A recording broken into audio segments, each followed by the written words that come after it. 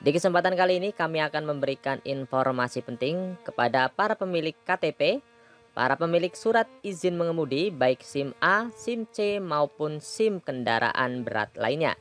Dan para pemilik STNK juga pemilik BPKB. Ada informasi penting mulai tahun 2023 ini kepada seluruh pemilik KTP, SIM, STNK, dan BPKB.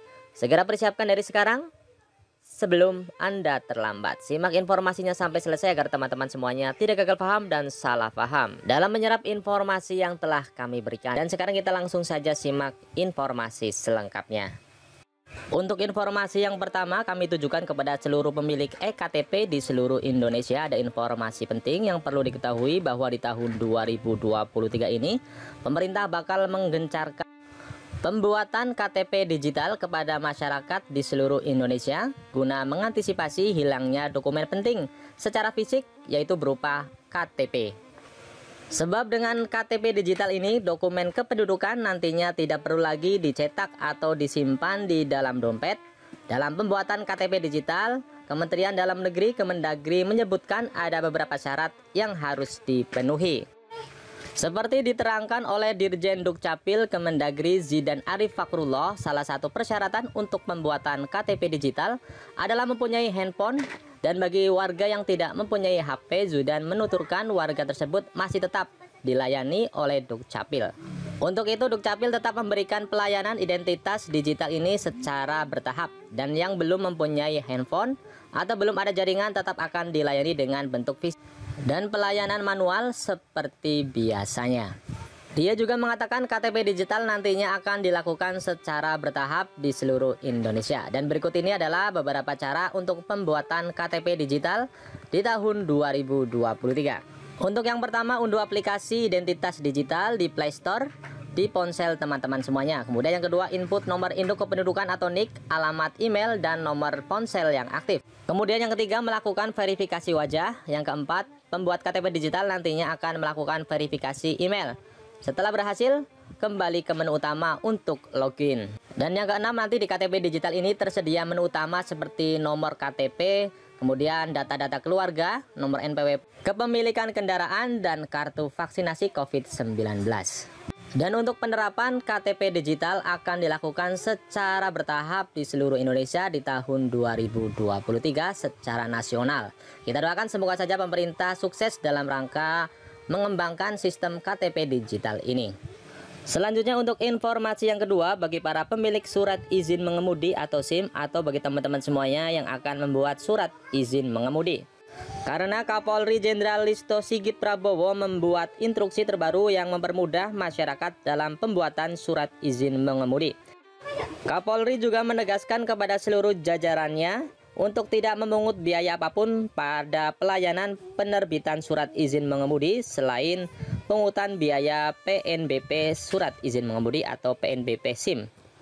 Kapolri juga memperbolehkan warga yang gagal tes ujian pembuatan SIM dapat mengulang di hari yang sama apabila dinyatakan tidak lulus. Dan apabila di hari itu tidak lolos juga, maka bisa kembali lagi 14 hari setelah dinyatakan tidak lolos. Dan instruksi ini tertuang dalam surat telegram nomor ST-2386-XMY-YAN.1.1/2022 pertanggal 31 Oktober tahun 2022 yang ditandatangani oleh Kakolantas Polri Irjen Firman Shantibudi atas nama Kapolri. Dan berikut ini adalah biaya penerbitan SIM baru maupun perpanjangan SIM di tahun 2023. Untuk penerbitan SIM baru untuk SIM A umum, B1 umum, B2 dan B2 umum sebesar Rp120.000. Kemudian untuk SIM C1, SIM C2 sebesar Rp100.000. Kemudian untuk SIM D1 sebesar Rp50.000 dan SIM internasional sebesar Rp250.000. Selanjutnya untuk perpanjangan SIM A umum, B1 umum, B2 umum sebesar Rp80.000. Kemudian SIM C1, C2 sebesar Rp75.000. Kemudian SIM D dan D1 sebesar Rp30.000.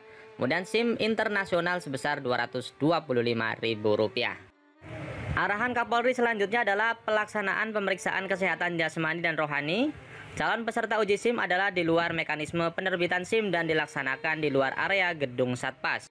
Dalam hal ini, biaya pemeriksaan tersebut dipungut langsung oleh dokter atau psikolog pada pelayanan pemeriksaan kesehatan.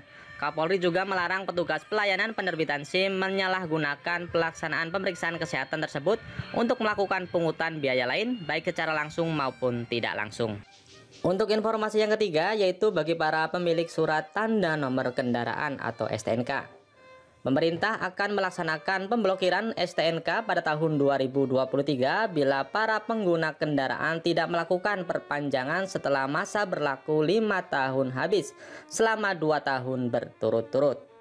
Direktur Jenderal Bina Keuangan Daerah Kementerian Dalam Negeri Agus Fatoni mengatakan, ketentuan ini sebenarnya sudah tertera dalam pasal 74 Undang-Undang Nomor 22 Tahun 2009 tentang angkutan umum dan angkutan jalan, namun saat ini belum juga terlaksanakan. Kami dari tim pembina Samsat Nasional sepakat akan segera melaksanakan agar tertib administrasi pemilik kendaraan bermotor dan pendapatan daerah bisa meningkat efektif di tahun 2023. Jadi di tahun 2023 ini, status kendaraan menjadi bodong permanen jika STNK-nya tidak diperpanjang selama 2 tahun berturut-turut. Jadi kendaraan yang diblokir tidak dapat diaktifkan kembali. Fatur juga menambahkan kebijakan ini agar berlaku efektif, maka pemerintah daerah kedepannya juga perlu menghapus pemutihan pajak kendaraan bermotor karena menurutnya kebijakan ini tidak mendidik masyarakat untuk membayar pajak tepat waktu. Selanjutnya, informasi yang terakhir atau keempat adalah informasi kepada seluruh pemilik buku kepemilikan kendaraan bermotor atau BPKB. Polri akan memperkenalkan teknologi yaitu BPKB elektronik. Dan BPKB adalah salah satu dokumen yang wajib dimiliki oleh semua pemilik kendaraan bermotor. Jadi nantinya BPKB di masa depan akan dibuat dengan cara elektronik dan di dalamnya nanti akan ada chip canggih yang digunakan untuk satu fungsi tertentu. Nantinya chip yang dipasang di dalam BPKB ini untuk menyimpan data-data kendaraan secara akurat. Dan untuk BPKB elektronik ini bentuknya akan mirip seperti paspor konvensional dan akan dipasang logo chip di sampul BPKB elektronik tersebut untuk menjadi tempat pendataan kendaraan.